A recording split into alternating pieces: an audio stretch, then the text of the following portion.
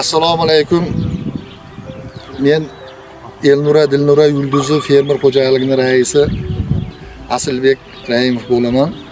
Men mana shu fermer xo'jalikni ochganimga 3 yil bo'ldi. 3 yilda 3 yil oldin shu davlatdan kredit olmadim, o'z hisobimdan shu fermani qurdim. Keyin o'rga sog'in sigirlar olib keldim. Hozir sog'in sigirlarim 6 ta sog'in sigirim bor. Simental, rossiyskiy poroda, Fransiya sigirlar, Estoniya. Shu sigirlarni sog'ib, sutini hozir rayonga tarqatyapmiz. Rayonda bog'chalarga beryapmiz. 130 litr, 140 litr sut har kuni ertalab beramiz.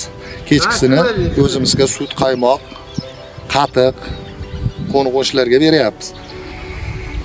Sigirlar yaxshi, sigirlarni nazorat qilishga mana veterinariyada Saydal akaga rahmat. Qachon doktor masala bo'lmaydi, keladi, ikollarni qilamiz. Hammasiga qaraydi, qon kasalligi, o'sin kasalligi bariga qarab turibdi, nazorat qilib turibdi. Hokim bo'lamiz xabar olib turadi, rahmat hokim bo'lgan. Prezidentimizga avvalambor rahmat shunday sharoit yaratib berganiga.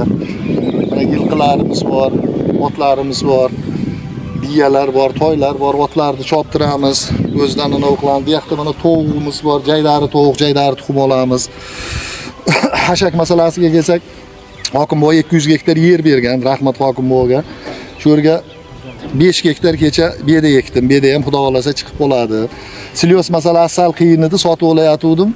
Toshkent viloyatidan, Olmazordan, shu yoqlardan olib kelyaptim. Sal qiyin edi. Mana siliosni ham bu yil xudo xolasa yo'lga qo'yib 5 gektar silios ham ekaman. O'sha urug'larni olib kelib qo'ydim. Quduqimiz bor, quduq qazlaganmiz. Shundan suv masala yo'q 200 gektar yerimizda. Kunjara bor, kunjara beramiz. Kepak, bug'doy, arpani yormasi.